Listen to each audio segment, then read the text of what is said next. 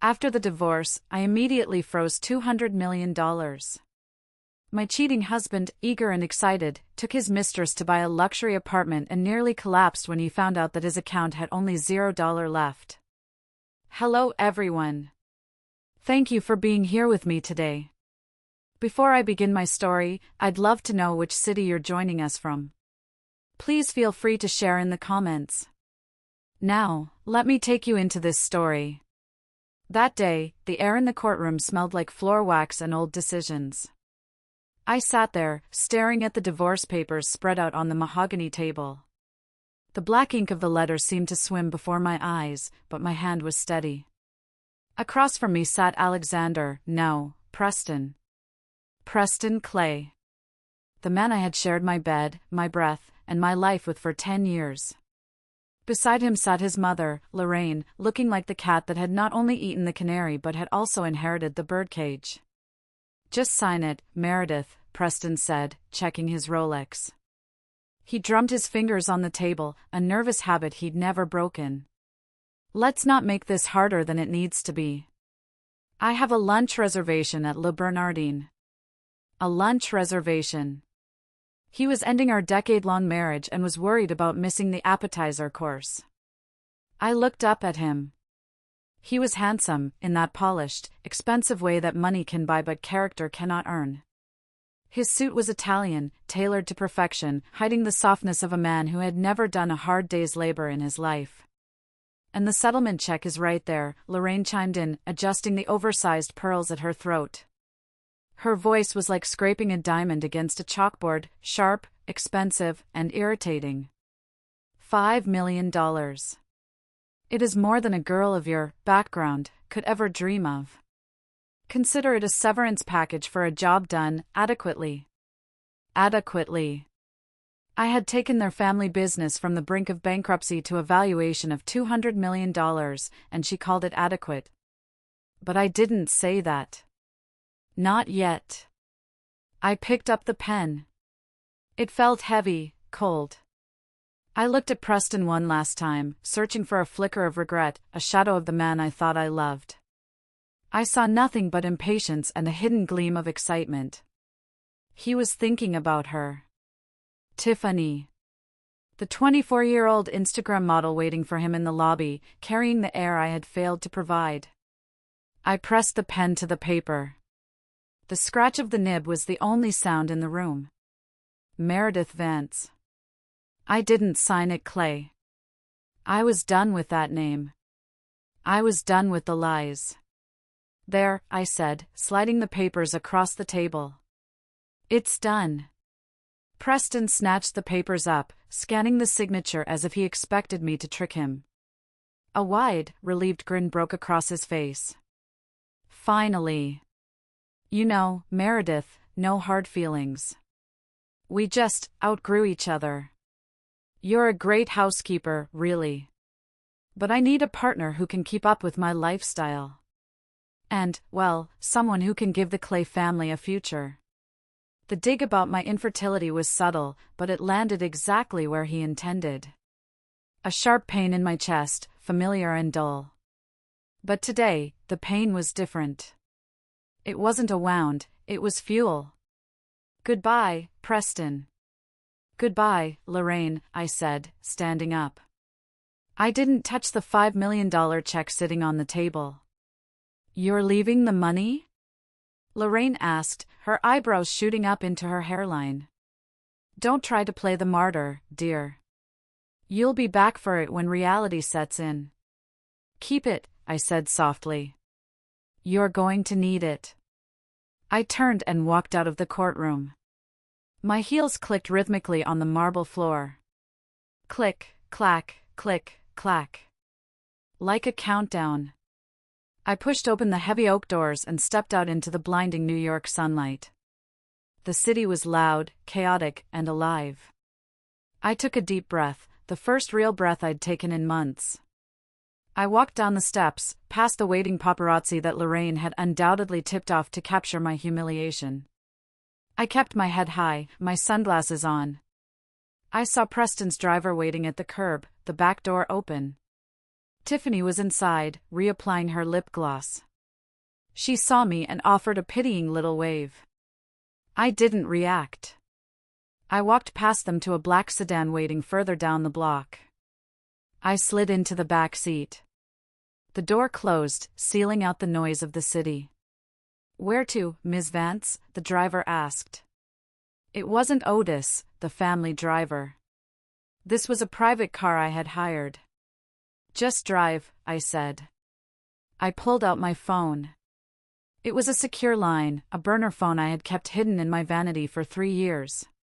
My hands were trembling, not from sadness, but from the adrenaline of what I was about to do. I dialed a number saved simply as Felix. It rang once. Twice. "Bonjour, Ms. Vance," a crisp, professional voice answered. "Felix, my contact at the private bank in Zurich. We have been expecting your call." I looked out the tinted window. I could see Preston coming down the courthouse steps, practically skipping. He high-fived his lawyer. He hugged his mother. He got into the car with his mistress, probably promising her the world. He thought he was the king of New York. He thought he had won. "Felix," I said, my voice steady, devoid of the tears I had shed in private for months. "The divorce is finalized. The papers are signed." "I understand," Felix replied. "Shall we proceed with the protocol?" "Yes," I said. "Execute the trigger clause immediately. Freeze the accounts. All of them. The corporate operating accounts, the investment portfolios, the offshore holdings, and the personal accounts of Preston Clay and Lorraine Clay." "And the authorization code?" Felix asked. I took a breath. This was it. The nuclear option. Phoenix Rising. 1987. "Confirmed," Felix said, the sound of typing audible in the background. "Processing. The assets are now locked. Total value, $212 million. The freeze is absolute. No transactions in or out without your biometric approval." "Thank you, Felix." "Ms. Vance," Felix added, his tone softening slightly. "Is there anything else?" "Yes," I said, watching Preston's car pull away into traffic, heading toward the luxury real estate district. "Set the notification alert to immediate. I want him to know exactly when the card declines." "Done." "Good day, Madam President." I hung up the phone and leaned back against the leather seat. A single tear escaped from under my sunglasses, tracing a path down my cheek. I wiped it away furiously. I wasn't crying for him. I was crying for the girl I used to be, the girl who had believed in fairy tales. But that girl was gone. In her place was the woman who held the keys to the kingdom, and I had just changed the locks. To understand why I, Meredith Vance, a woman who could mentally calculate compound interest faster than most people could type it into a calculator, married a man like Preston Clay, you have to understand where I came from. I didn't grow up with silver spoons. I grew up with plastic sporks in a state-run group home in Ohio.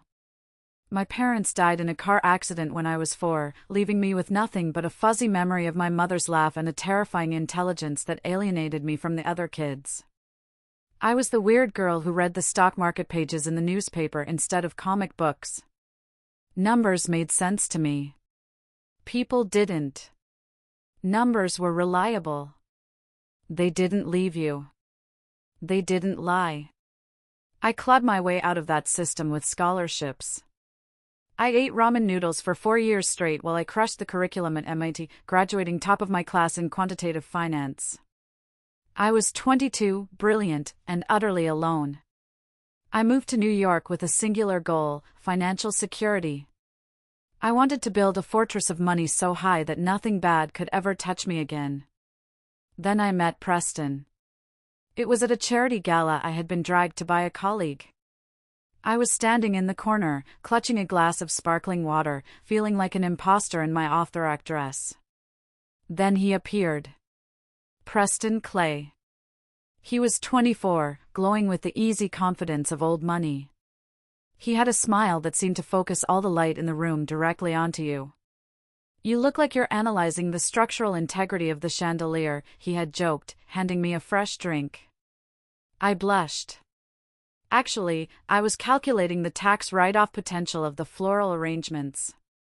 He threw his head back and laughed, a deep, warm sound that vibrated in my chest. He didn't think I was weird. He thought I was charming. For a girl who had spent her life being the smart, quiet one, being seen as charming was intoxicating. We started dating. Preston was everything I wasn't. He was social, relaxed, and fun. He swept me into his world of weekends in the Hamptons, dinners at Per Se, and gallery openings. He made me feel safe.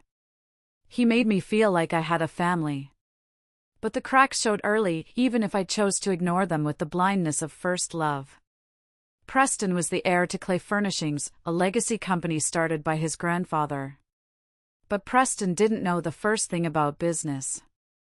He treated the company like his personal piggy bank. I remember one night, about 6 months into our relationship, he came to my tiny apartment, looking pale and frantic. "Meredith, I'm in trouble," he said, pacing the floor. "I tried to hedge some currency for the import division, and I think I messed up. The margin call is tomorrow." I took the laptop from his shaking hands. It was a mess. He had essentially gambled with the company's supply chain budget. It took me 6 hours, 3 pots of coffee, and some creative restructuring of his debt instruments to fix it. When I finally looked up, eyes burning, Preston was asleep on my couch. I should have left him then. I should have seen that he was a child playing dress-up in a CEO's suit. But the next morning, when he woke up and I told him it was fixed, he hugged me so tight I couldn't breathe. "You saved me, Mary," he whispered into my hair. "I don't know what I'd do without you. You're my brain. You're my everything." My brain. Not his partner. His brain. But I was 23, and I was in love with the idea of being needed. I thought I could fix him. I thought that if I just worked hard enough, I could make him into the man he was supposed to be. So when he proposed a year later with a ring that cost more than my entire college education, I said yes. I ignored the way his mother, Lorraine, looked at me like I was a stain on the carpet. I ignored the fact that she insisted on a prenup that basically said I would leave with nothing if we divorced. I signed it because I thought, we will never divorce.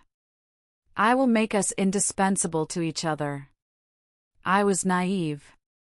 I didn't realize that to people like the Clays, people like me are just staff. Highly paid, sleeping in the master bedroom staff, but staff nonetheless. I resigned from my high-paying job at a hedge fund to help out with the family business. Lorraine spun it to their friends that I was retiring to focus on the home, but the reality was that Clay Furnishings was bleeding money. They were millions in debt, their designs were outdated, and their logistics were a nightmare. I stepped in. I became the invisible hand. I sat in the background while Preston took the meetings. I wrote the scripts. I crunched the numbers. I managed the crisis. And Preston? He played golf. He went to luncheons. He basked in the praise of being the young visionary turning the family company around. I told myself it was enough. I had a home. I had a husband. I belonged somewhere. I buried my ambition under the guise of being a supportive wife. I convinced myself that his success was our success. I remember the first time I saw the look in his eyes, the look that told me he believed his own hype. It was about 3 years in. We had just closed a major deal with a hotel chain, a deal I had negotiated for months. At the celebratory dinner, he stood up to make a toast. "I just want to say," Preston beamed, raising his glass, "that natural instinct is something you can't teach. Some of us just have a gut feeling for business." The table applauded. I clapped too, my smile fixed and brittle. He didn't even look at me. He didn't mention my name. He genuinely believed his gut feeling had closed that deal, forgetting the 80-page risk analysis I had forced him to memorize the night before. That was the moment the seed of resentment was planted. It lay dormant for years, watered by every slight, every dismissal, every time Lorraine asked me why I hadn't given them a grandchild yet, as if my uterus was the only thing I brought to the table. But the real turning point, the moment that gave me the power to do what I did today, happened 5 years ago. It didn't happen with Preston. It happened with his father, Arthur Clay. And that is a secret I kept even from my husband. Especially from my husband. Arthur Clay was a hard man. He was the kind of old-school industrialist who built things with iron and steel, not spreadsheets and algorithms. For the first few years of my marriage, he terrified me. He barely spoke to me, usually grunting a greeting from behind his newspaper. I thought he hated me just as much as Lorraine did. I was wrong. He was watching. 5 years into the marriage, Arthur was diagnosed with pancreatic cancer. It was aggressive. By the time they found it, he had months, maybe weeks. The family went into a tailspin. Lorraine spent her time picking out mourning outfits that would look good in Vogue. Preston fell apart, not out of grief, but out of fear. He was terrified of having to actually run the company without his father's name as a shield. I was the one who spent the nights at the hospital.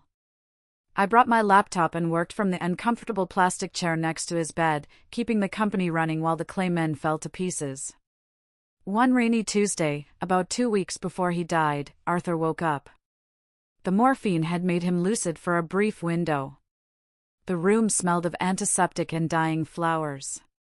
"Meredith," he rasped. His voice, once a roar, was now like dry leaves skittering on pavement. I jumped up. "Mr. Clay? Do you need water? Should I call the nurse?" "Sit down," he ordered, gesturing with a frail hand. "Close the laptop. Stop making my son look competent for 5 minutes." I froze. I slowly lowered the lid of the computer. "I don't know what you mean, sir. Don't lie to a dying man." "It's rude," he coughed, a wet, rattling sound. "I've known for years. I read the reports, Meredith. I know Preston. He can't read a balance sheet to save his life. He thinks EBITDA is a Greek island. The pivot to sustainable materials? The logistics overhaul? That wasn't him. That was you." I stayed silent, my heart pounding against my ribs. "Why do you do it?" he asked, his eyes, surprisingly sharp and blue, boring into mine. "Why do you let him take the credit? Why do you let Lorraine treat you like a decorative vase?" "Because he's my husband," I said, my voice trembling. "Because I love him. And because I want this family to survive." Arthur sighed, closing his eyes for a moment. "Loyalty. A rare commodity. Dangerous, if placed in the wrong hands. And my son is the wrong hands." "He tries," I defended weakly. "He is weak." Arthur snapped, the monitor beeping faster. "He is weak, he is vain, and he is easily led. Lorraine has spoiled him rotten. If I die and leave the company to him, he will run it into the ground in 2 years. Or worse, he'll sell it for parts to buy sports cars and whores." He reached out and grabbed my wrist. His grip was surprisingly strong. "I built this company from a woodshop in a garage. I will not let it die because of my sperm's incompetence. I need a successor. A real one." "Mr. Clay, there is no one else," I said gently. "There is you." He pressed a button on his bedside rail. A moment later, a man walked in. It wasn't a nurse. It was Felix, the banker from Zurich, and a notary public I didn't recognize. "What is this?" I asked, standing up. "This," Arthur said, "is the Clay Family Blind Trust. I had my lawyers draw it up months ago. I've just been waiting to see if you were tough enough to handle it. Handle what?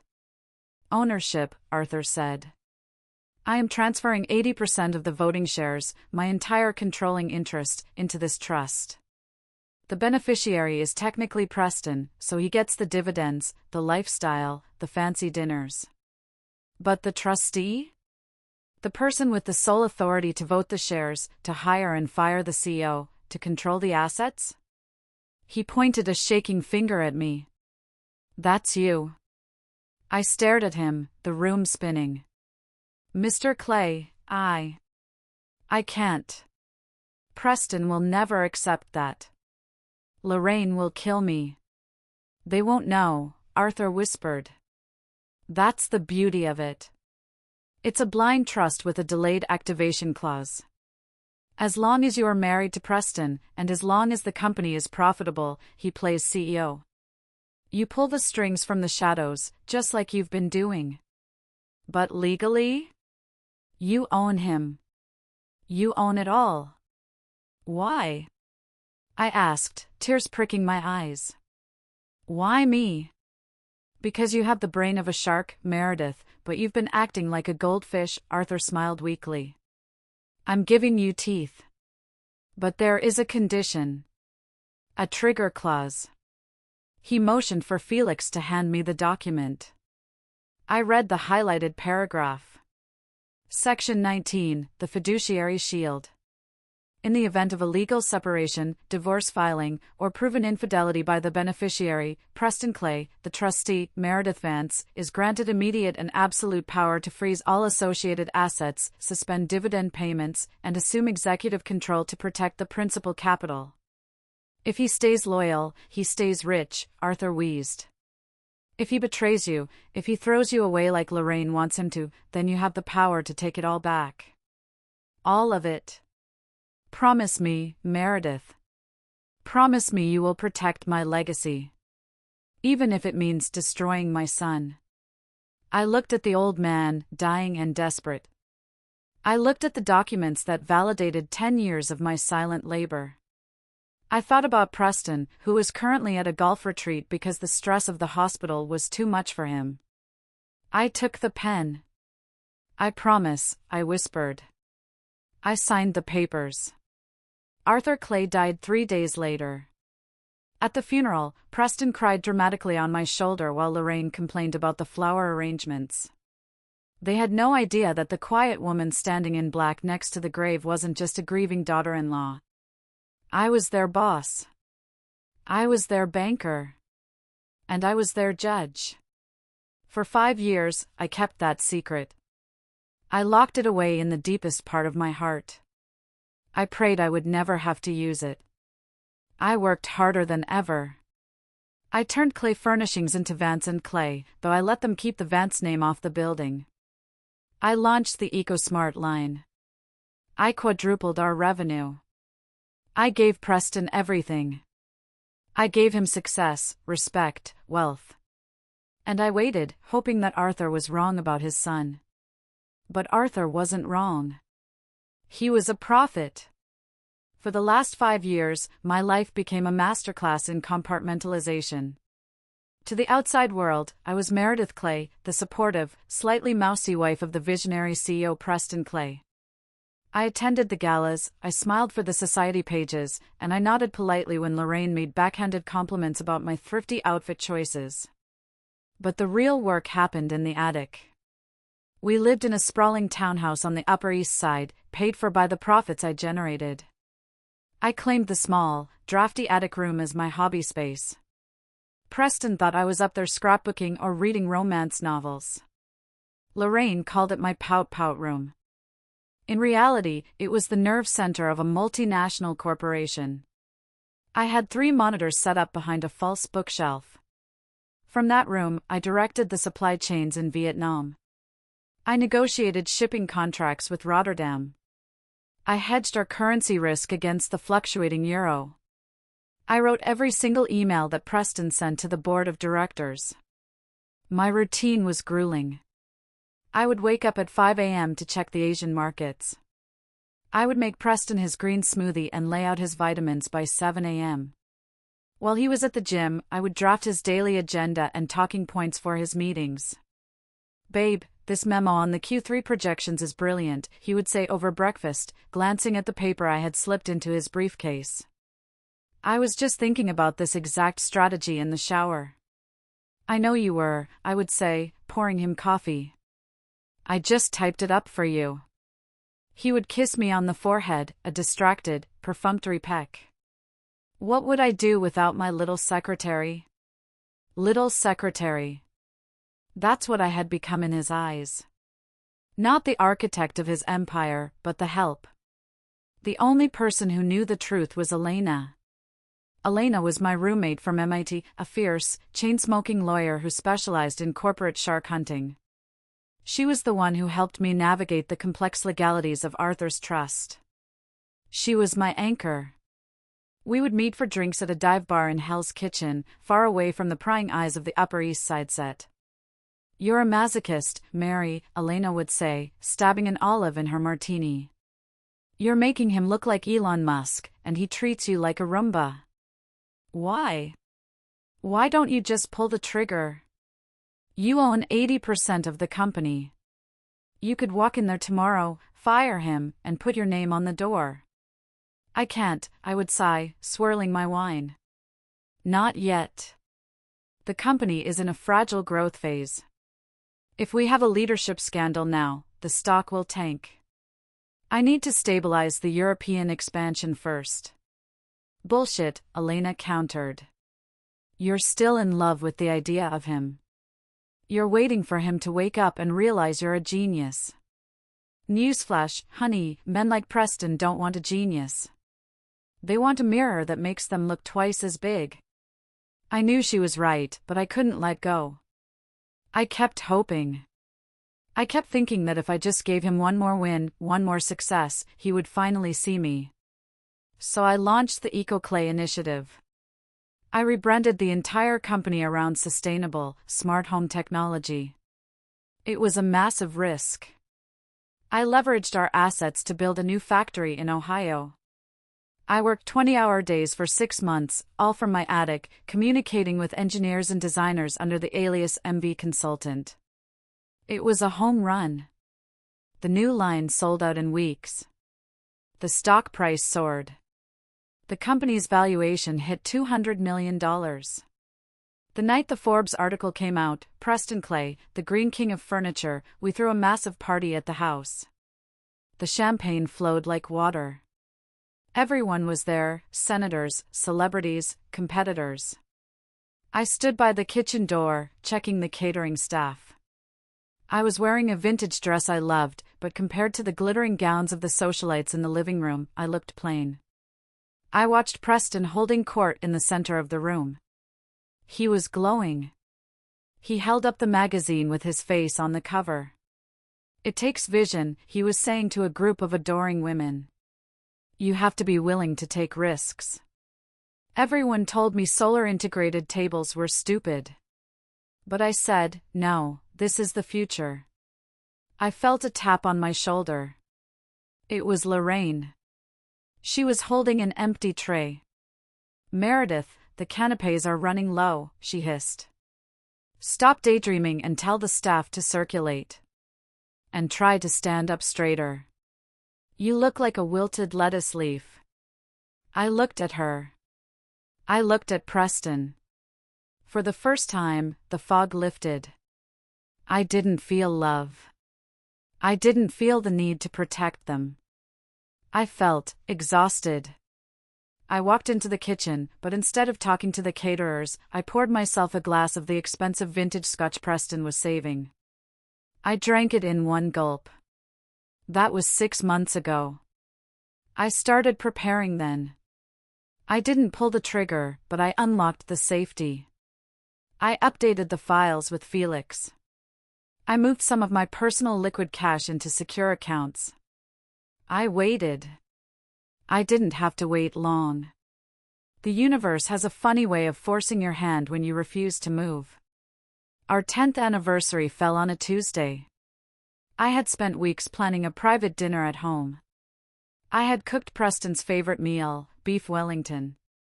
I had bought him a vintage Patek Philippe watch using the dividends from my own private investments, which he assumed came from his allowance to me. I was dressed in silk, waiting in the dining room with candles lit. It was 8 p.m. Then 9 p.m. Then 10 p.m. At 10:30 p.m., the front door opened. I heard laughter. Not just Preston's laugh, but a high, tinkling giggle that sounded like wind chimes. My stomach dropped. I walked into the foyer. Preston was there, looking disheveled and drunk. Hanging on his arm was a girl. She couldn't have been more than 24. She was blonde, impossibly thin, and wearing a dress that was more of a suggestion than a garment. This was Tiffany Starr. I recognized her from the marketing photos for our new catalog. "Preston?" I said, my voice barely a whisper. "Oh, hey, Mary," Preston said, stumbling a bit. "Sorry we're late. We were celebrating." "Celebrating?" I asked, looking at the girl. She looked back at me with wide, faux innocent eyes, her hand resting protectively on her flat stomach. "Meredith, this is Tiffany," Preston said, as if introducing a new colleague. And, well, there's no easy way to say this. Lorraine appeared from the living room. She must have been waiting for them. She walked straight past me and embraced Tiffany. "Oh, look at her," Lorraine cooed. "She's glowing." "Preston, you did good." "What is going on?" I demanded, the trembling starting in my hands. Preston straightened up, trying to muster some dignity. "Meredith, I want a divorce. I've filed the papers. My lawyer will send them over tomorrow." The world stopped. "You, on our anniversary?" It seemed like a good time to make a clean break, he shrugged. "Look, let's be honest. It hasn't been working. You're boring, Meredith. You're always working, always tired. And Tiffany is life. She's energy." And, Lorraine interrupted, a cruel smile twisting her lips, "Tiffany is pregnant. With a boy." The air left my lungs. Pregnant. The one thing I couldn't give him. The one thing Lorraine had tortured me about for a decade. "A heir," Preston said, beaming at Tiffany's stomach. "A real clay heir. I can't let my son grow up in a broken home. So, I need you to move out. Tonight." "Tonight?" I choked out. "This is my house. I paid for the renovation. I pick out the furniture." "It's my house," Preston corrected. "It's in my name." "Well, the company's name." "Which is my name. You signed the prenup, remember? You get what you came with." Which was, let's recall, nothing. Tiffany giggled. "Sorry, Mrs. Clay. I mean, Ms. Vance. But stress isn't good for the baby, so." Lorraine stepped forward, her face inches from mine. "You heard him. You're a barren tree, Meredith. Useless wood. We're pruning the garden. Go pack a bag. The driver will take you to a motel." I looked at the three of them. The triad of my misery. Preston, the weak king. Lorraine, the wicked witch. Tiffany, the opportunistic princess. Something inside me snapped. It wasn't a loud snap. It was the quiet click of a lock turning. The grief evaporated, replaced by a cold, hard clarity. The promise I made to Arthur Clay echoed in my ears: "If he betrays you, take it all back." "I see," I said. My voice was steady. It scared them a little. The room went quiet. "I won't need a motel," I said. "And I won't need your driver." I walked up the stairs to the bedroom. I didn't pack clothes. I packed my laptop. I packed the hard drive with the trust codes. I packed the picture of my parents. I walked back down. They were already opening a bottle of champagne in the living room. "Goodbye, Preston," I said from the door. Yeah, take care," he waved his hand, not even looking back. "Don't forget to leave the keys." I dropped the keys on the console table. I walked out into the cool New York night. I pulled out my burner phone and texted Elena. "It's happening. Prepare the war room." That was 3 days ago. Today, I signed the papers. Today, I am no longer the wife. I am the trustee. And class is about to be in session. Preston wasted no time. Less than an hour after leaving the courthouse, my tracking alerts, which I still had access to because I was the administrator of the family cloud account, pinged. He was at the Obsidian Tower, the newest, most ostentatious ultra-luxury development in Manhattan. It was fitting. Preston loved shiny things that lacked substance. I sat in my temporary command center, a suite at the St. Regis that I paid for with my own money, not his. I had my laptop open, Felix on speakerphone, and a live feed of the banking transaction logs on the screen. "He is attempting a transaction," Felix noted, his voice calm. "Let him try," I said, sipping an espresso. "Where is he?" "The sales office of Obsidian Realty. The purchase amount attempting to clear is $5 million. A down payment." I closed my eyes and visualized the scene. I knew exactly how it would play out. Preston Clay strutted into the showroom with Tiffany on his arm. She was wearing oversized sunglasses and touching her stomach as if she were carrying the Messiah. The sales team fawned over them. "Mr. Clay." "A pleasure," the lead agent gushed. "We have the paperwork ready for the Penthouse duplex. Private pool, 360-degree views of the city. It's the crown jewel." "Nothing but the best for my new family," Preston announced loud enough for the other customers to hear. He kissed Tiffany on the cheek. "See, babe? I told you. Queen of the castle."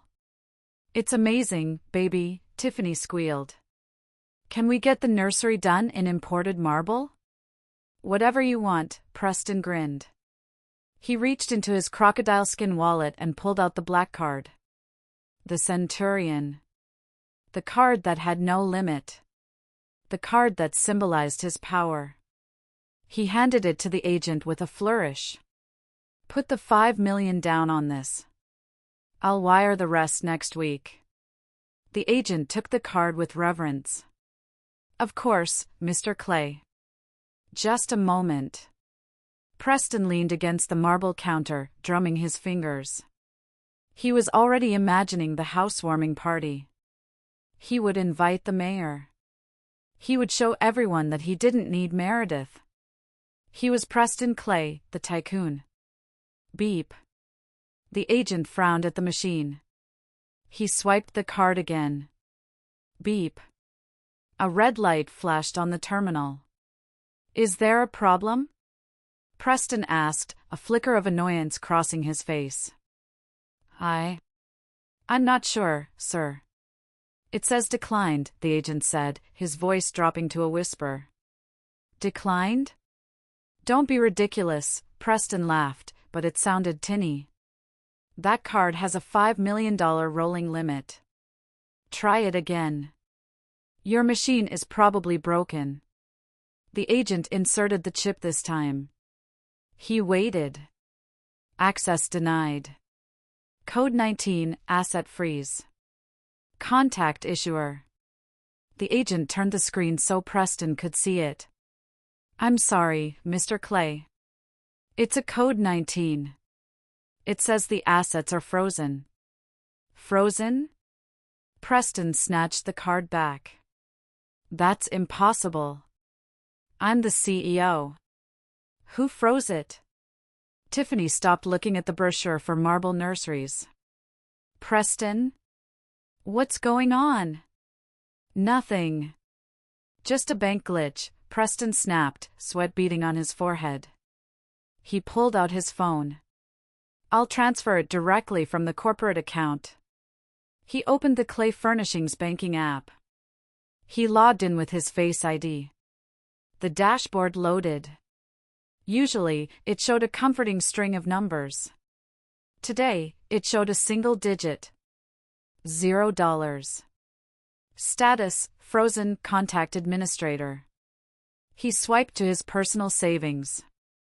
$0. He swiped to the investment portfolio. $0. No, no, no, Preston muttered, tapping the screen frantically. This is a hack. We've been hacked. He dialed the number for Alvarez, the CFO. He put it on speaker because his hands were shaking too hard to hold the phone to his ear. Alvarez! What the hell is going on? Preston shouted. Why are my accounts showing 0? Why is my card declined? Alvarez's voice came through, sounding terrified. Mr. Clay? I tried to call you. We're locked out. Everything is locked out.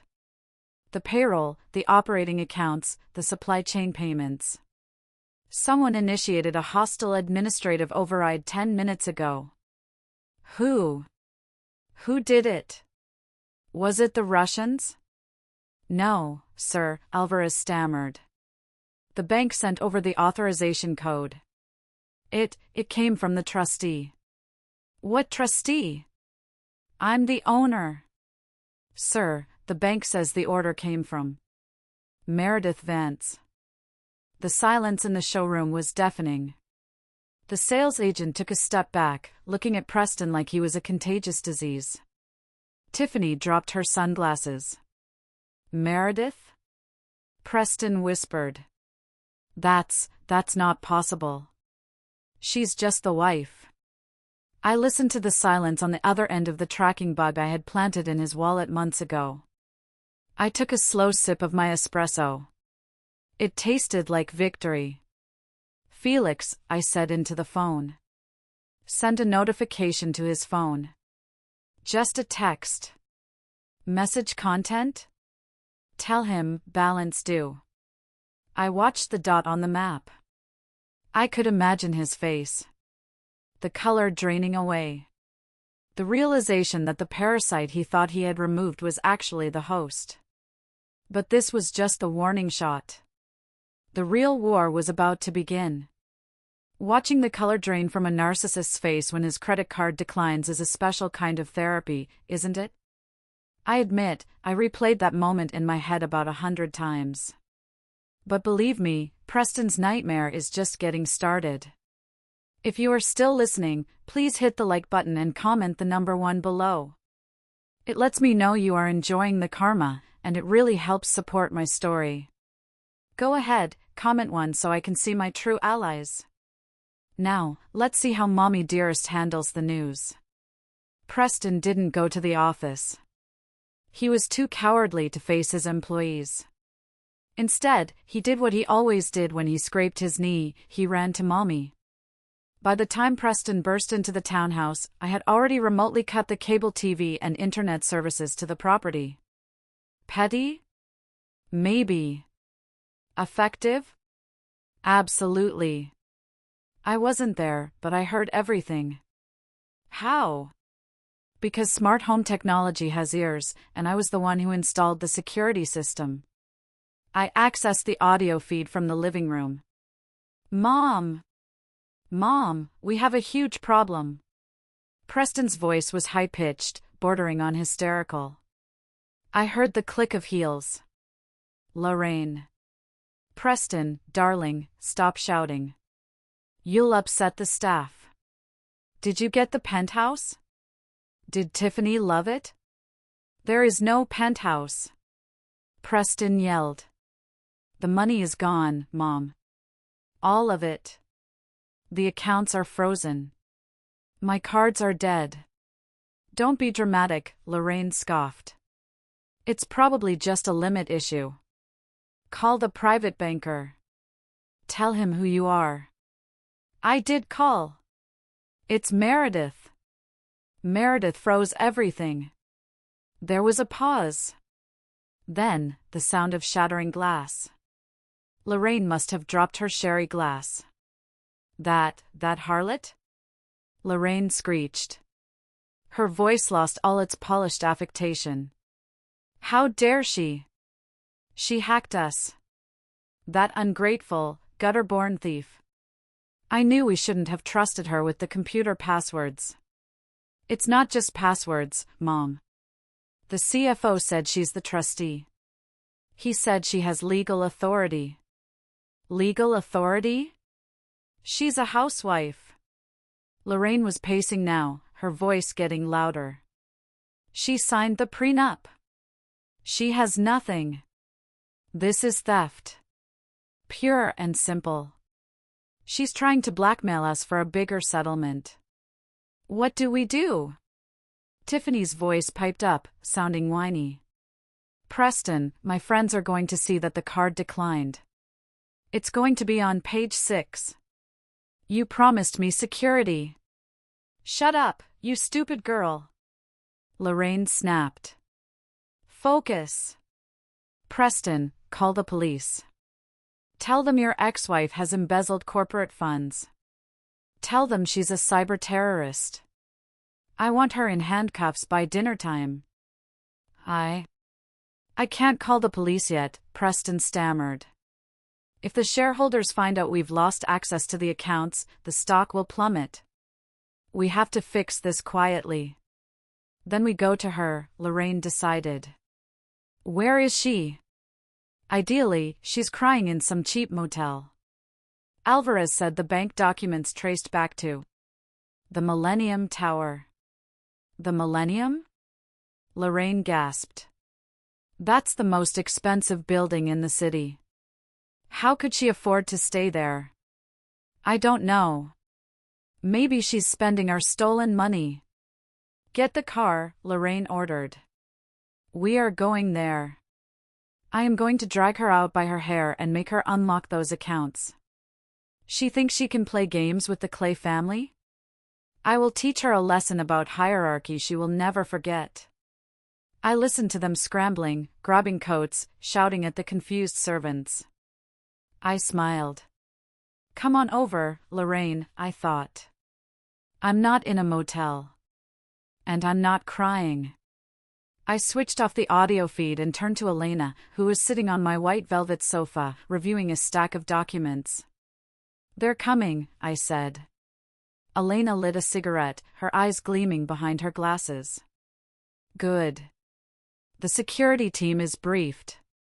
The doormen have strict instructions. And I have the deed to this apartment ready to show them. Do you think they'll bring the police? I asked. Let them, Elena laughed. The police don't enforce feelings, Mary. They enforce contracts. And we have the ultimate contract. I walked to the floor-to-ceiling window. From the 50th floor, New York looked like a grid of lights.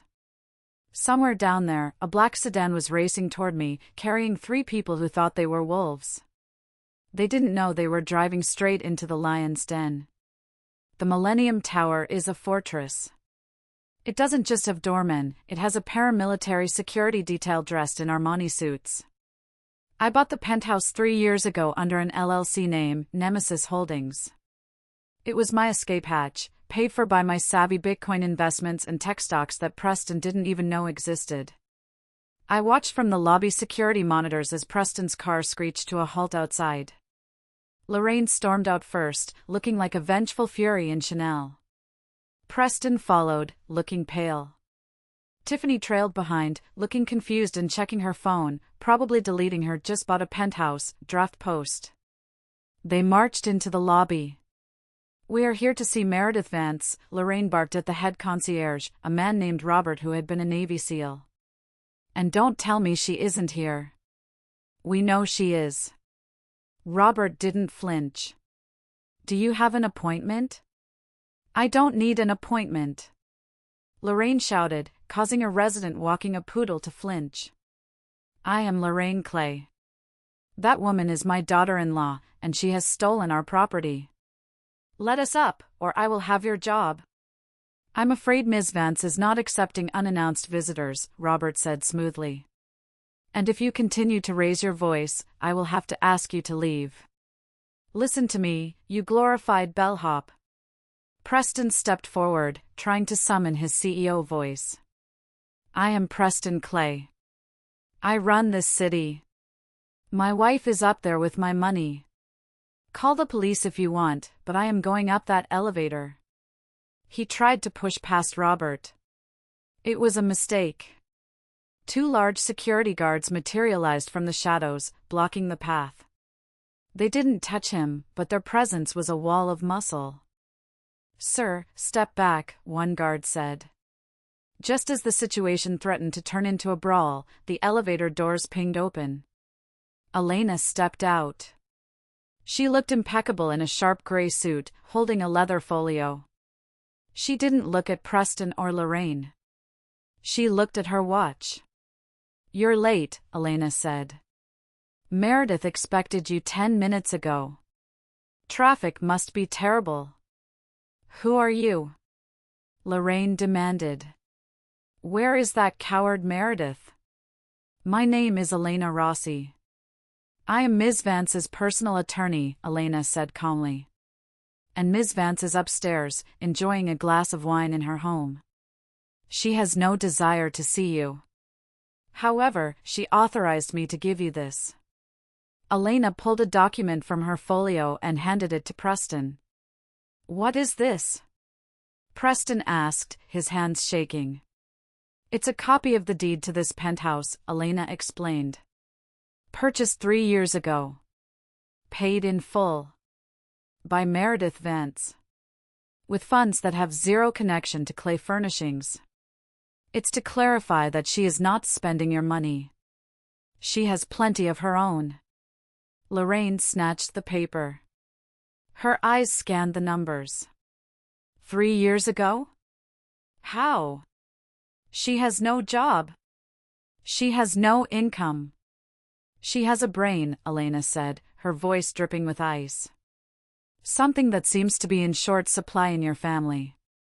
While you were buying purses, Lorraine, Meredith was investing. She is worth more independently than your entire company was before she saved it.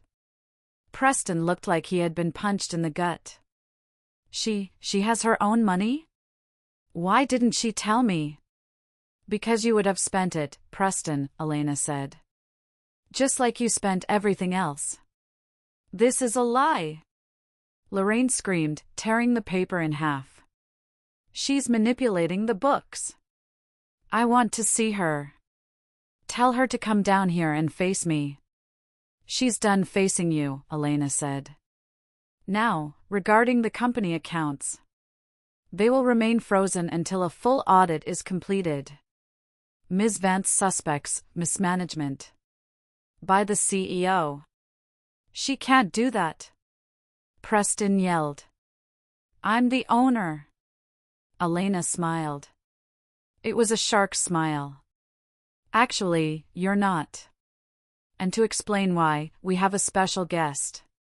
Elena gestured to the revolving doors. An old taxi pulled up. A man stepped out. He was wearing a worn gray suit and a chauffeur's cap in his hand. It was Otis.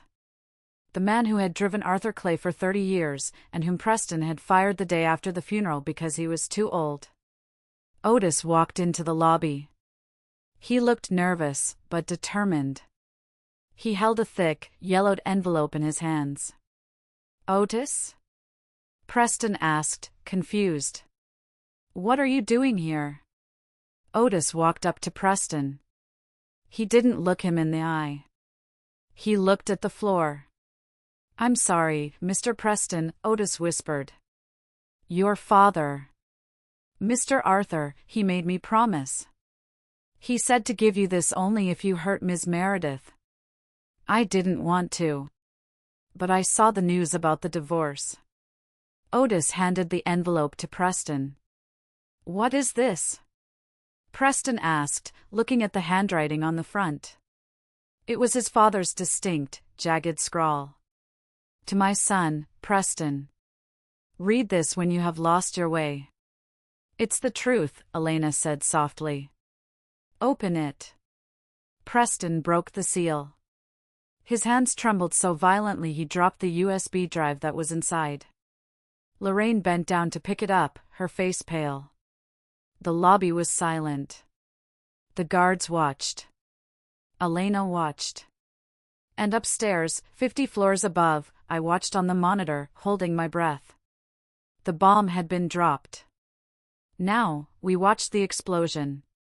The silence in the lobby of the Millennium Tower was heavy, a physical weight pressing down on us. Otis, a man who had served the Clay family for 30 years with silent dignity, stood there with his head bowed, looking like a man who had just delivered a death sentence. Preston stared at the yellowed envelope in his hands, his fingers trembling so violently that the paper made a dry, rattling sound. What lies has she paid you to spread, old man? Lorraine hissed, stepping forward. She tried to snatch the envelope, but Preston pulled it back. For the first time in his life, he didn't obey her immediately. It's Dad's handwriting, Preston whispered. His voice sounded small, stripped of its usual arrogance. I know his handwriting, Mom. The way he crosses his T's. This is real. Elena checked her watch, her expression impassive. Ms. Vance is waiting. The elevator is secure.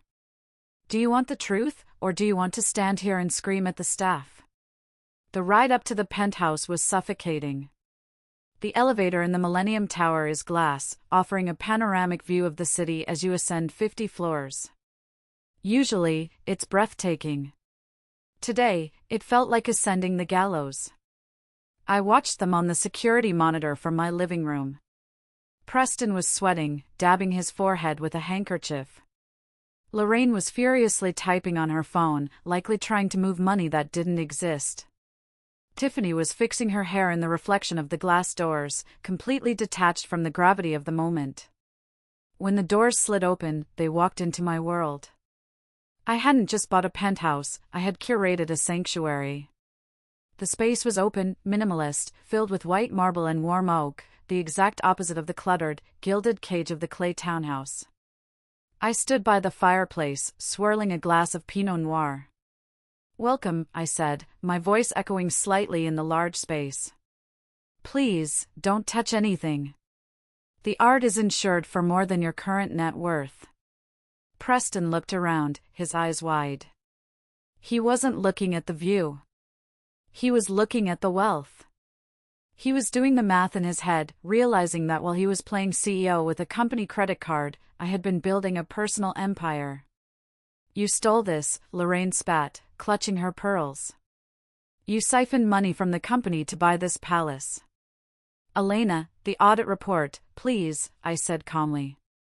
Elena placed a thick, leather-bound binder on the coffee table. Every cent Meredith invested came from her personal trading accounts, crypto assets, and consulting fees paid by external firms. It's all clean, Mrs. Clay. Cleaner than your conscience. The envelope, Preston, I commanded. Open it. Preston tore the seal.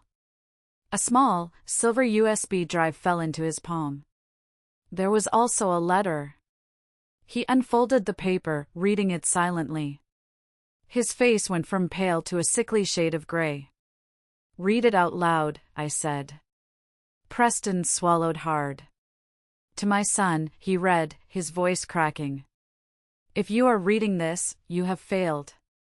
You have let your ego blind you to the treasure you had in Meredith. You have proven what I always feared, that you are a boy in a man's suit. He didn't write that. Lorraine shrieked. He loved us. Put the drive in the TV, Preston, I said. He walked to the massive screen on the wall like a man marching to his execution. He plugged it in. The screen flickered, and there he was. Arthur Clay. He looked 10 years younger, but sick. He was sitting in his study, the one Lorraine had turned into a yoga room the week after he died. He looked directly into the camera. Hello, Preston. Hello, Lorraine, Arthur said. The sound of his voice, strong and gruff, made Preston flinch physically. If Meredith has released this video, it means the trigger clause has been activated. It means you, my son, have been unfaithful. It means you, my wife, have been cruel. On screen, Arthur leaned forward. I built clay furnishings from sawdust and sweat. I didn't build it for you to buy sports cars or for Lorraine to host tea parties for people who hate her. I knew, Preston. I knew about the gambling debts in college. I knew about the failed investments you tried to hide from me. You have no instinct for this business. Preston sank to his knees on my white rug, staring up at his father. But Meredith. Arthur's face softened. I watched her. I saw her fixing your messes late at night. I saw her rewriting your proposals.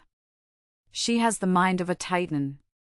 I created the blind trust to protect the company from you, Preston.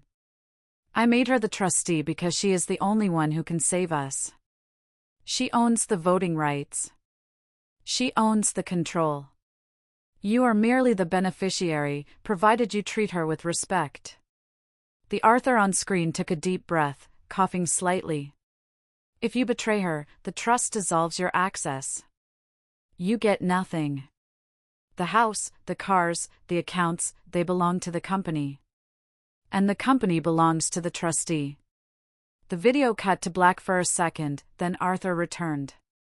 Meredith, if you're watching this. I'm sorry I put this burden on you. I'm sorry I asked you to babysit a grown man. If they have pushed you to this point, do not show mercy.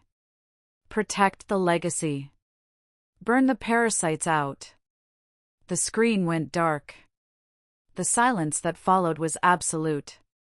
He hated me, Preston whispered, tears streaming down his face. My own father hated me. He didn't hate you, Preston, I said, walking over to stand above him. He knew you. He knew you were weak. He tried to give you a safety net. Me. I was your safety net. And you took a pair of scissors and cut me loose. Lorraine was trembling, her face a mask of fury and denial. This is a trick. A deep fake. You used AI to make this. Arthur would never give a woman control over his empire. It's not his empire anymore, Lorraine, I said cold. It's mine. And right now, you are trespassing. We're not leaving. Lorraine screamed. This is my son's money. We will sue you. We will drag you through every court in New York. With what money? Elena asked from the corner, looking bored. Our firm requires a $5,000 retainer just to open a file. Do you have $5,000, Mrs. Clay? Or did you spend your last dime on that purse? Lorraine looked at her purse, then at Preston, then at me. The reality was finally hitting her. She wasn't fighting a housewife. She was fighting the owner of the bank. Preston, get up, Lorraine commanded, trying to regain her dignity. We are leaving. We will find a lawyer who works on contingency. We will expose this fraud. Preston stood up slowly. He looked at me, searching for the woman who used to make his smoothies and iron his shirts. Mary, he said, his voice breaking. Please. The baby. Tiffany is pregnant. You can't do this to a child. I looked at Tiffany. She had been silent the whole time, watching the video with a calculating expression. She wasn't crying.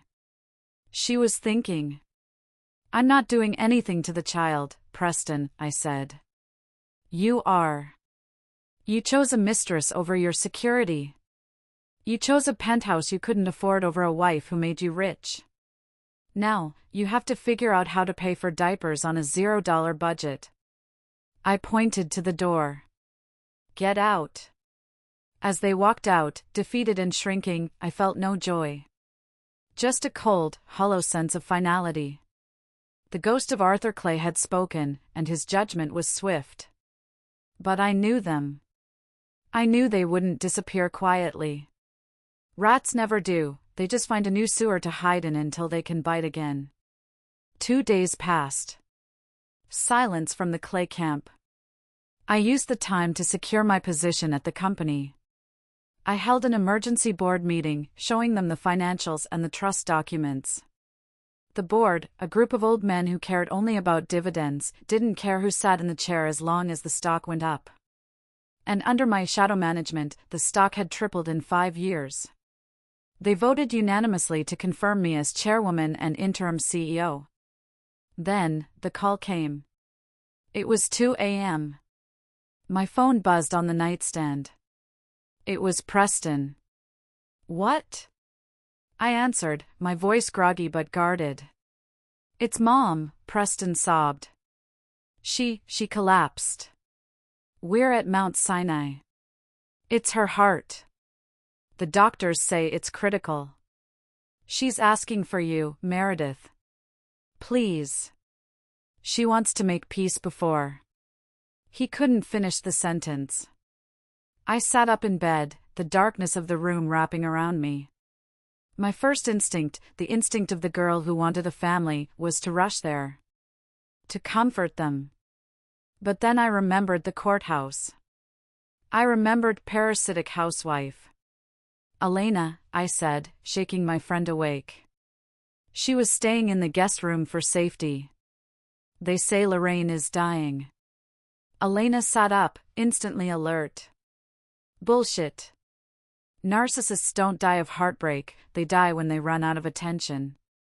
I have to go, I said, pulling on my robe. If she dies and I'm not there, they'll spin it that I killed her with stress. The media will crucify me. Fine, Elena said, grabbing her briefcase. But we go on our terms. And I'm recording everything. We arrived at the hospital an hour later. The scene was crafted for maximum tragedy.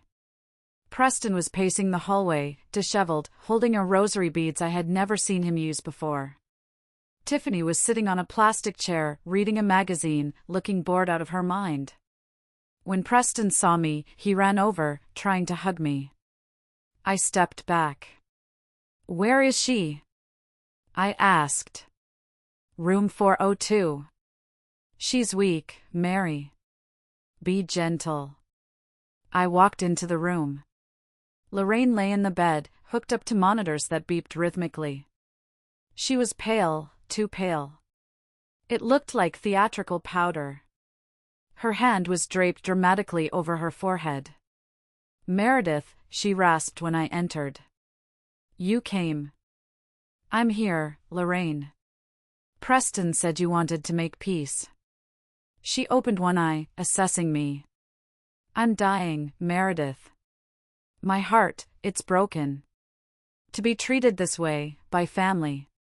We're not family anymore, Lorraine. You made sure of that.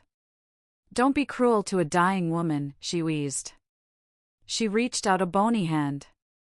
I have a last wish. I want you to unfreeze the accounts. Not for me. For Preston. For the baby.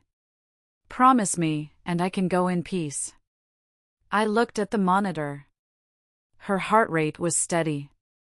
Too steady for someone in critical failure.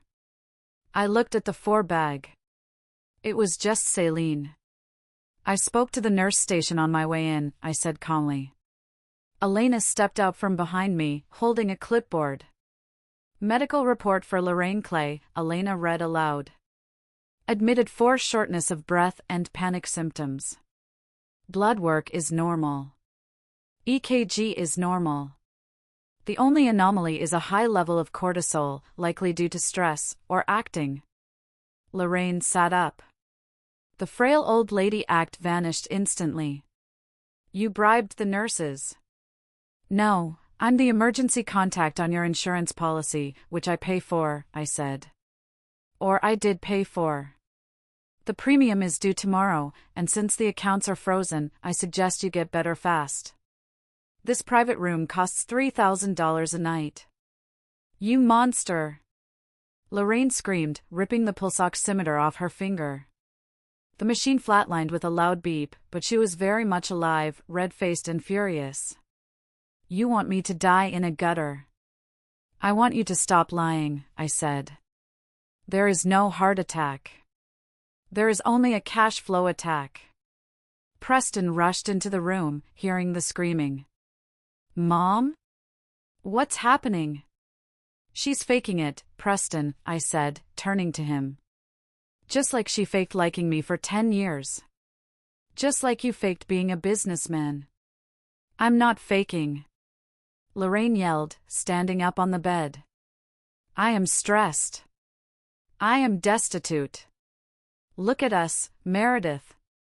We are your family. How can you sleep at night knowing we have nothing? I sleep just fine, I said.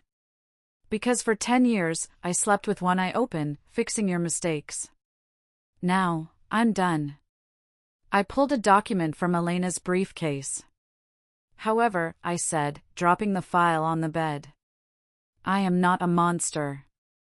I have a proposal. A way for you to survive. It's not the life you had, but it's better than a shelter. What is it? Preston asked, eyes lighting up with desperate hope. A surrender, I said. Total and complete surrender. The hospital room transformed from a stage of tragedy to a negotiation table. Lorraine sat cross-legged on the bed, wiping off her deathbed makeup. Preston stood by the window, looking like a child waiting for a timeout. Tiffany hovered by the door, listening intently. Here are the terms, I said, opening the folder. This is non-negotiable. You sign tonight, or I walk away, and you can explain to the billing department how you plan to pay for this room. Read it, Preston said, his voice hollow. Condition 1, ownership, I began. Preston, you currently hold the title of CEO and a seat on the board. You will resign immediately. You will sign over the remaining 20% of your personal shares to the trust. This gives me 100% control. In exchange, the trust will assume your personal debts, the credit cards, the gambling markers you thought I didn't know about, and the mortgage on the townhouse. You're taking my shares? Preston gasped. That's my birthright. Your birthright is worth $0 right now because the stock is tanking with you attached to it. I'm offering to buy your debt with your worthless shares. Fine, he whispered. What else? Condition 2, employment, I continued. I will not leave you unemployed. You need a job to pay child support. I am offering you a position at Vance and Clay. VP of Strategy? He asked hopefully. No. Junior Sales Associate for the tri-state area. You will report to Brenda in regional sales. Base salary is $80,000. Commission based on performance. You drive your own car. You buy your own lunch. Brenda? Preston looked horrified. She hates me. She's been trying to get a meeting with me for 5 years. Well, now she's your boss. Be nice. Lorraine interrupted. What about me? Where do I live? Condition 3, housing, I said. The townhouse is being listed for sale tomorrow to cover the liquidity crisis you caused. Lorraine, I have secured a lease for you. A 2-bedroom condo in Queens. Forest Hills. It's a nice neighborhood. Safe. Quiet. Queens? Lorraine made a sound like a dying cat. I am a socialite. My friends live on Park Avenue. Your friends liked you for your money, Lorraine. You'll find they don't visit much when you're poor. The rent is paid for 1 year. After that, you'll need to find a job. I hear Macy's is hiring seasonal greeters. And the baby? Tiffany spoke up for the first time. What does the heir get? I turned to her. Condition 4, the mistress. I looked Tiffany up and down. If the child is Preston's, and we will be doing a DNA test the moment it is born, the trust will provide a standard education fund. College tuition, books, board. But no cash payouts. No mansions. No Ferraris. Just an education. If you want a luxury life, Tiffany, you'll have to earn it. That's it? Tiffany scoffed. That's your offer? A college fund for a kid not even born yet? I have expenses now. Then get a job, I said. I hear Preston is hiring in sales. Maybe you can be a team. I took a pen out of my pocket and clicked it. The sound echoed in the room. You have 10 minutes to decide, I said. Elena has the notary stamp ready. Preston looked at Lorraine. Lorraine looked at the wall. They were trapped. They knew it. They had no leverage, no money, and no allies. I'll sign, Preston said, his shoulders slumping. I have no choice. I will never forgive you for this, Lorraine spat at me as she grabbed the pen. You are stealing our lives. I'm buying them, I corrected. At a discount. They signed. The scratching of the pen was the sound of an empire falling. Elena stamped the documents with a satisfying thud. Pleasure doing business, I said, collecting the papers. Preston, report to Brenda on Monday at 8 a.m. Don't be late. She writes people up for tardiness. I turned to leave. Wait, Tiffany said. I'm not signing anything. You don't have to, I said. This deal is with the Clays. You're just collateral damage. I walked out of the hospital. The air outside was cold, but it felt clean. I had taken everything back. But as I got into the car, I couldn't shake the look on Tiffany's face. It wasn't defeat. It was calculation. The alliance between the Clays and Tiffany didn't last 24 hours after the hospital meeting. It crumbled not with a bang, but with a desperate, clawing fight for survival. I was back in my office the next morning, reviewing the liquidation plans for the townhouse, when my private line rang. It was Tiffany. We need to talk, she said. No baby voice. No giggles. Just a hard, gritty tone. I'm busy, Tiffany. Make time. Unless you want the press to hear about the abortion coercion story Lorraine is cooking up. I paused. Meet me at the Starbucks on 57th, 20 minutes. When I arrived, Tiffany was wearing a hoodie and sunglasses. She looked like a celebrity trying to hide, or a criminal on the run. They're crazy, she said without preamble, sliding a coffee cup around the table. Lorraine and Preston. They're losing it. Last night, Lorraine threw a vase at Preston because he bought generic brand cereal. They're toxic. I know, I said. That's why I divorced him. I can't do it, Tiffany said, leaning in. I can't live in Queens with that woman. And Preston, he's crying all the time. It's pathetic. I thought he was a man. He's a toddler. He's a man who never had to grow up, I said. What do you want, Tiffany? I want out, she said. I want a ticket to Los Angeles. I have a friend there. I want to start over. I want to open a lash studio. And the baby? I asked, looking at her stomach. Tiffany paused. She looked around the cafe to make sure no one was listening. Then she leaned in close. There is no baby. I didn't blink. I had suspected it. Go on. It was a false positive, at first, she whispered. Then, when I saw how happy Preston was, how much stuff he bought me, I just didn't tell him. I thought I would get pregnant eventually. But I haven't. And now, I can't bring a kid into this mess. So you lied, I said. To trap a rich man. Don't judge me, she snapped. You leveraged a blind trust to trap him too. We're both playing the game, Meredith. You're just better at it. I had to admire her audacity. She was right, in a twisted way. Why are you telling me this?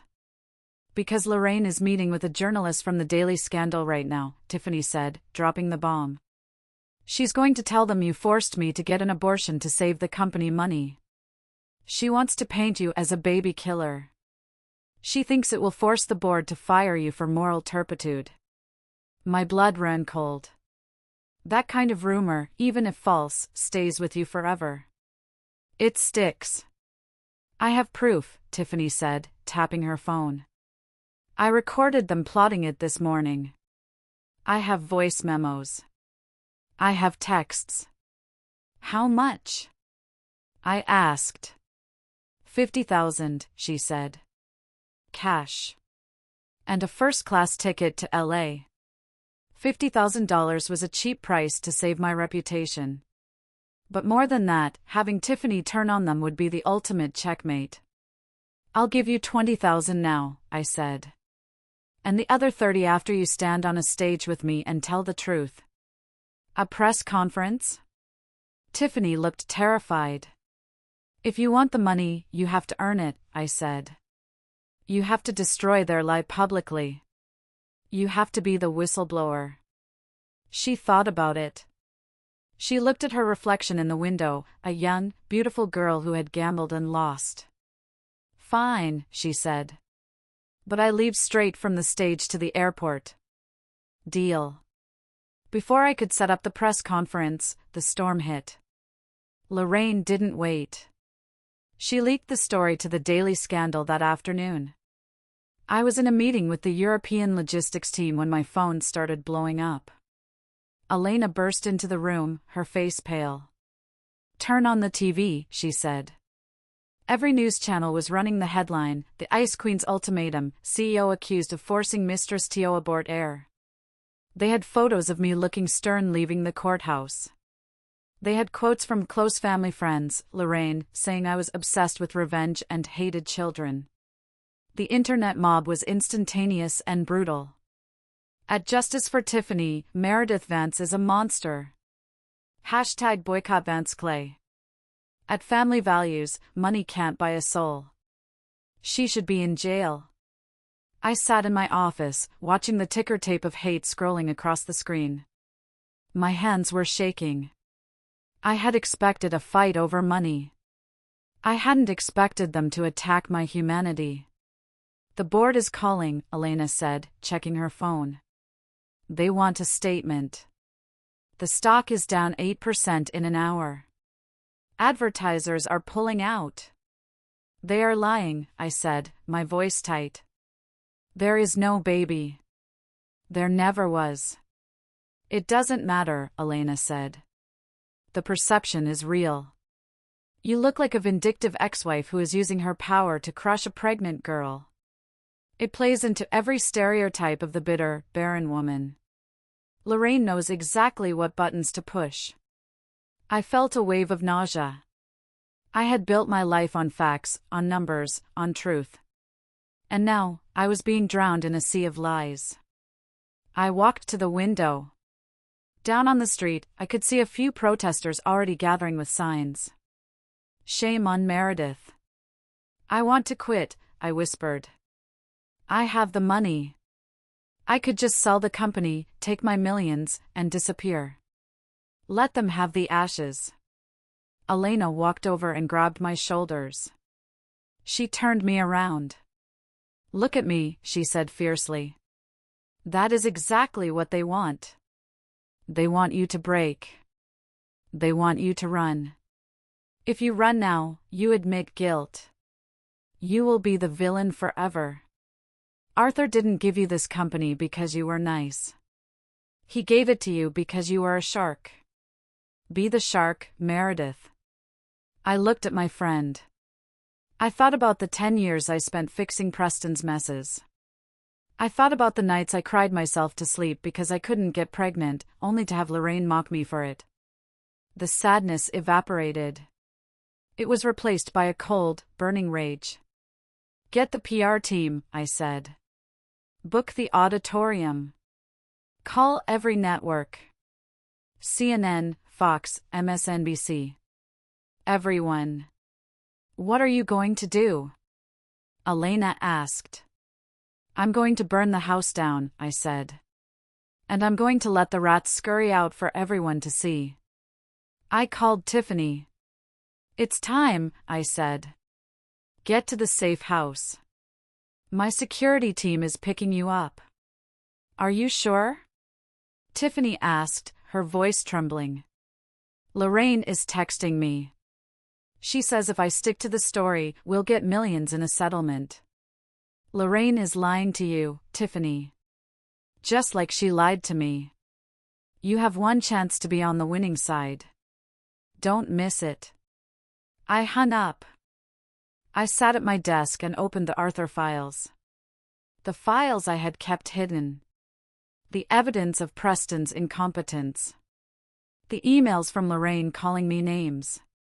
And the final piece of the puzzle, the audio recording Tiffany had sent me of the abortion plot. I wasn't just going to clear my name. I was going to end them. The next morning, the silence from the Vance and Clay headquarters was deafening. We issued no denials. We posted no tweets. We simply put up a black screen on our website with a countdown timer. Truth. 4 p.m. The anticipation was palpable. The media loves a train wreck, and they were circling. Preston and Lorraine were seemingly emboldened by my silence. They went on a morning talk show. Lorraine cried on cue. Preston looked somber, holding a baby shoe, a prop, undoubtedly. I just want to be a father, Preston told the host. Meredith took my company, my home, and now she wants to take my child. It's evil. I watched from the green room in the auditorium. I was dressed in white. Not innocent white. Sharp, architectural, blinding white. I looked like a laser beam. They are digging their own graves, Elena said, watching the monitor. He just claimed under oath, well, TV oath, that the baby is real. Good, I said. The fall will be harder. At 3:30 p.m., Tiffany arrived. She was shaking. I poured her a glass of water. You don't have to look at them, I said. Just look at the camera. Tell your story. Then the car is waiting to take you to JFK. Why are you helping me? Tiffany asked. I slept with your husband. Because you were a pawn, I said. And because unlike them, you know when to fold. At 3:55 p.m., the auditorium was packed. I could see Preston and Lorraine in the front row again. They had the audacity to show up, probably thinking I would announce a settlement. They looked triumphant. Lorraine waved at a reporter she knew. They had no idea that the floor was about to drop out from under them. Showtime, Elena said. I walked out onto the stage. The flashbulbs were like a physical force. I stood at the podium and waited. I waited a full minute. The room grew uncomfortable. The chatter died down. You have heard a lot of stories about me, I began, my voice projecting to the back of the room without a tremor. You have heard that I am a thief. A monster. A baby killer. I looked directly at Lorraine. She glared back, defiant. Today, I am not going to tell you a story, I said. I am going to show you the receipts. First, regarding the accusation of theft, I said, pressing the remote. The screen behind me lit up with a complex flowchart. It showed the flow of money from my personal trading accounts into the company. It showed the dates I paid off the company's loans. It showed the date Arthur Clay signed the blind trust. I did not steal this company. I saved it. And I have the legal documents to prove it. Documents signed by Arthur Clay himself. I played a clip of the Arthur video, the part where he calls Preston weak and me the only hope. The room gasped. Preston shrank in his seat. But that is business, I said. Let's talk about the personal accusations. The accusation that I am forcing a woman to terminate a pregnancy. You are. Lorraine shouted from the audience. Admit it. I invite to the stage. Tiffany Starr, I announced. Lorraine's head snapped toward the wing of the stage. Her eyes went wide. Preston looked like he was going to vomit. Tiffany walked out. She looked small, vulnerable, but determined. She stood next to me. Tiffany, I said into the mic, is there a baby? Tiffany leaned into the microphone. No. The room erupted. Liar! Preston yelled, standing up. She's paying you to say that. There never was a baby, Tiffany continued, her voice gaining strength. I lied. I wanted Preston's money. But then I realized he didn't have any. She pointed at Lorraine. And she knew. I told her 2 days ago. I told her I wasn't pregnant. And do you know what she said? Tiffany held up her phone and pressed play. Lorraine's voice, screechy and distinct, filled the auditorium. It doesn't matter if it's real or not, you stupid girl.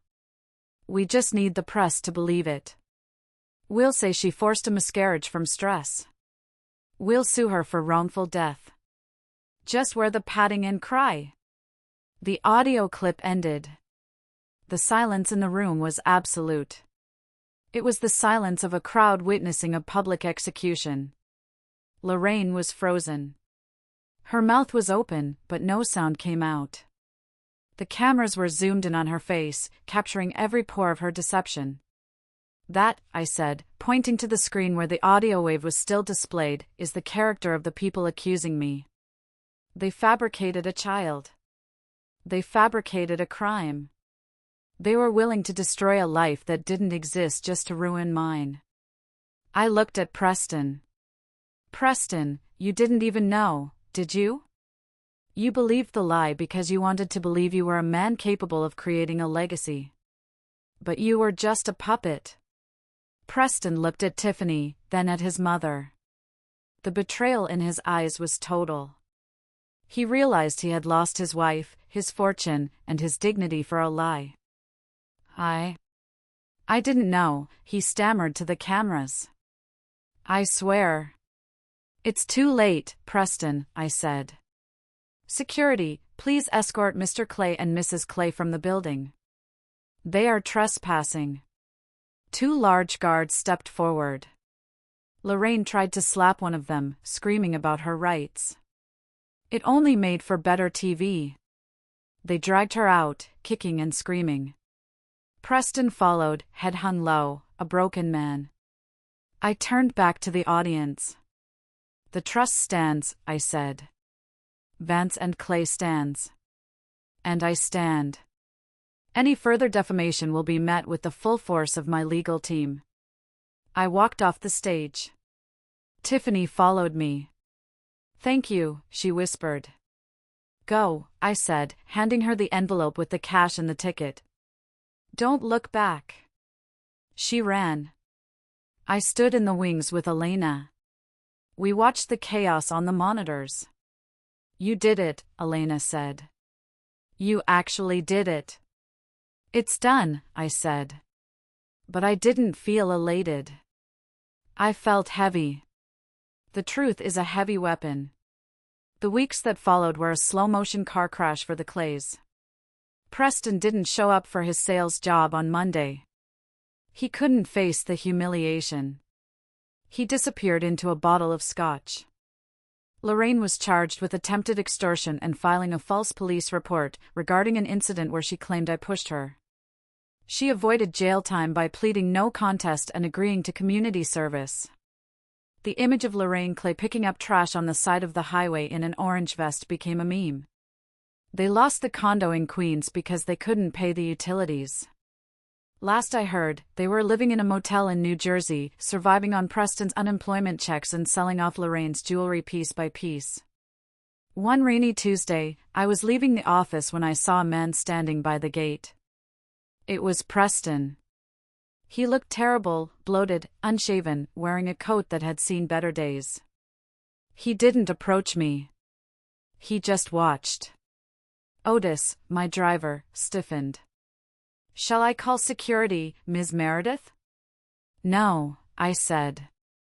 "Wait." I rolled down the window. Preston walked over slowly. "You won," he said. His voice was raspy. "I didn't want to win, Preston," I said. "I just wanted to be your partner. You made this a war." "I know," he said. He looked at the building, at the name Vance Group shining in the twilight. "I miss it. Not the money. I miss who I thought I was when I was with you." "That man didn't exist, Preston," I said gently. "He was a projection. You have to find out who you really are now." Can I have a few dollars?" he asked, looking at his shoes. "For food."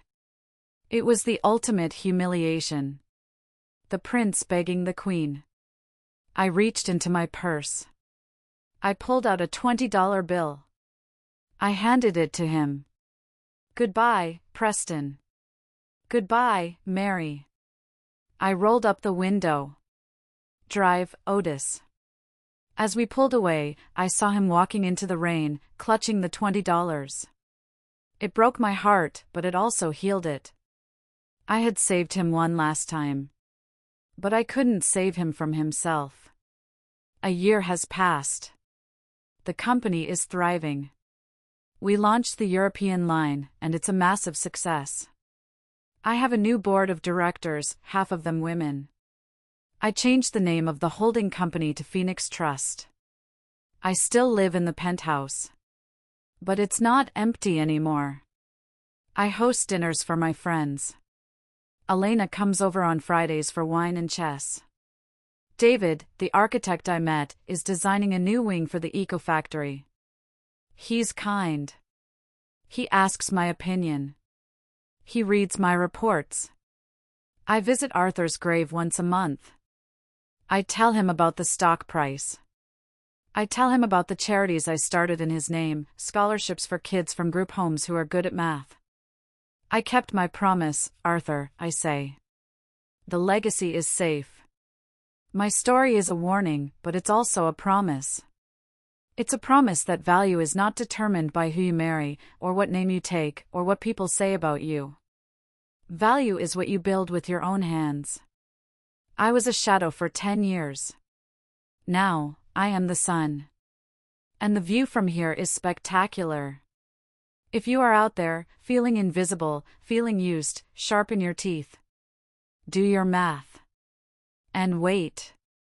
Your moment is coming. This is Meredith Vance, signing off. Thank you for listening to my story. It wasn't easy to relive, but it was necessary. If you enjoyed watching Justice Be Served, please like this video and subscribe to the channel. And in the comments, tell me, have you ever had to be the shark to save yourself? I want to hear your stories. Stay strong, stay smart, and never let anyone freeze your assets or your heart. Goodbye.